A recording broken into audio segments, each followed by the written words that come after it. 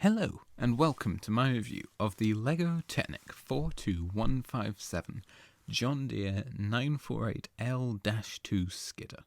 This is a very large LEGO Technic vehicle which uses the pneumatic functions, and yeah, it's just very large. It has a handful of features, both pneumatic and mechanical, which we will have a look at starting right now. Due to the large scale of this thing and the fact it actually barely fits in my filming area here, I will have to move the camera and hold it in my hand during some of this, so I apologise for any shaky cam which may occur. But starting down the front here, we have this large blade. I should mention this is a fully licensed real vehicle. The John Deere 948 is a real model which you could go out and buy at your local John Deere dealer.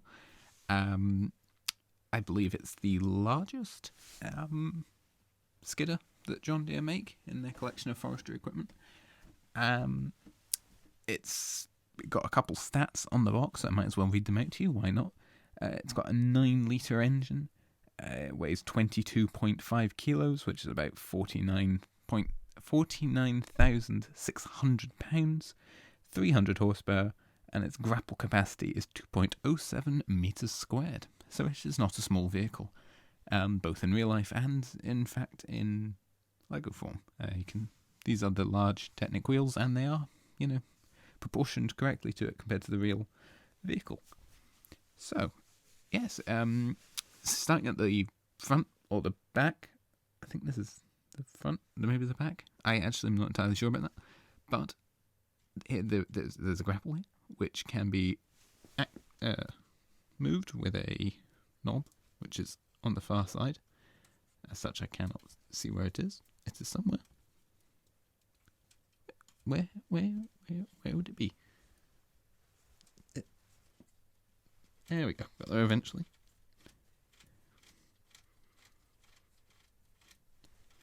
So that can go right down to the ground and then be used to push trees. No trees are actually included with this, but it'll push things. Yes, there is also two little doors here. This one does not open, but the one on the opposite side does. And you can see in there to the engine, sort of. Hold on, I'll get my. There we go. And as you turn the wheels, you can see things moving up and down, which is nice, adds some extra detail. Then on each side, there's the knob I was struggling to reach. It's got openable doors on each side, and inside, you can see there is use the light again. There is a seat which can be rotated to face either way.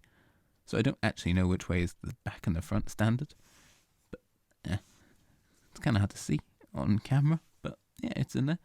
The rest of the interior is fairly lacking. It's kind of filled with Technic pieces, and this in here to drive the blade movement kind of takes up the whole interior. As you can see, there's gears and axles spinning. The seat has two armrests which can be folded up and down. My apologies for the blurriness there on the camera, and that's most of everything on this mechanical wise. Obviously the steering is there, which the steering is quite hard. It's not a very easy vehicle this to drive about compared to a lot, just because of the size and weight of it. Now we have the pneumatic functions, which are pneumatic pump is back here. And then there's 3 switches to control the different sections of the boom. So one is the grapple, one is the upper arm, and the other one is the lower arm. So I'll just pump this with this hand, and then this actuates the grapple one way. Which way opens it? Sometimes these can get slightly stuck, I have noticed. It also helps if you have it the correct way. There we go. Yeah, so that opens it, and then that way closes it. There is stickers to help you, which I probably should have looked at, to be honest, instead of just guessing, but there you go. We'll have a closer look at the assembly of the arm in a second. This one here is the, I believe that's the main, let's see, there we go, just takes a second. That is the upper arm, so that raises up and down, and then the furthest away one is the lower arm, both up, oh no, should be fully up, there we go, down and up. So there is a nice range of motion in that. It can't really go up any more than that because of all these hoses here are just kind of all blocking its way. There is a nice range of motion with that. As always with all of the Lego pneumatic, it takes a bit to get used to it, just to know which way to put things.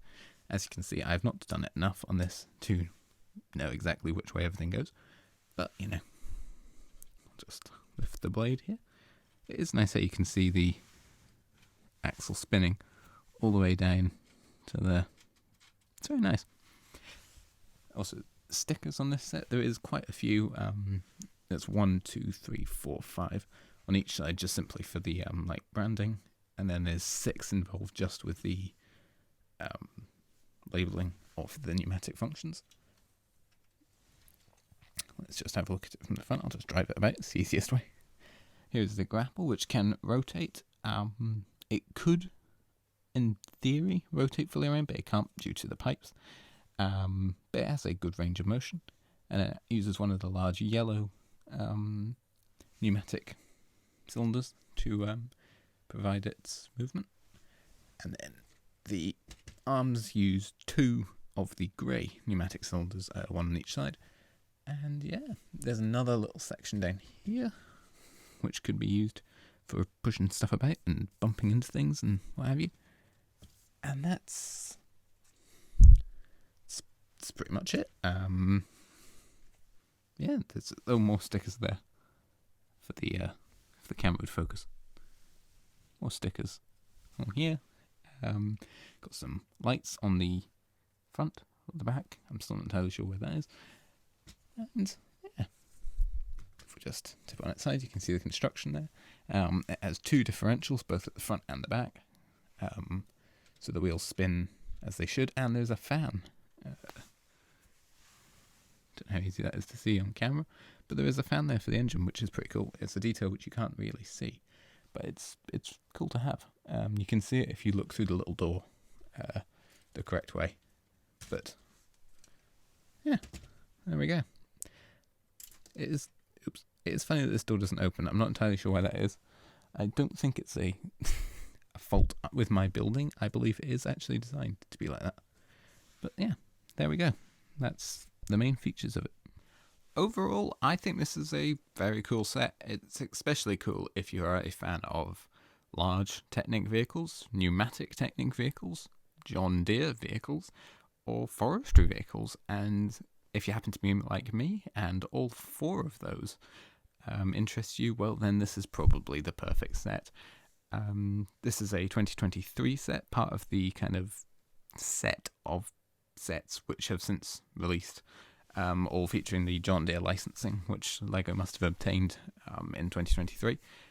Some other John Deere sets have been released, and I'm planning on reviewing them fairly soon, including a John Deere 9R tractor and a 9000 series forage harvester. But yeah, this set I think is a very nice one. It's got some good functionality. It all works very well. The pneumatic functions are, as always, a little bit sticky, but you know, once you get used to them, they work pretty well. And yeah, there's not really much I can say. With 1,492 pieces, it's certainly a long build. It took me a good few hours to put it together, and as far as I'm aware, that was without too many mistakes. But yeah, I do really like it. I don't really have any complaints. Probably my biggest complaint would be just how hard the steering is, as it's not exactly the soft steering which you can get on some Technic vehicles, which is just, you know, fingertips smooth, kind of like power steering. But This certainly is not that. However, it does still work really well. There you can see the real vehicle. I will have, I'd imagine, put a picture in as well if I remember during editing. So you'll have seen it already. But that is that's that. So I recommend this set to anyone who's interested in any of the 4 categories which I previously stated. But until next time, I will talk to you again very soon. Bye for now.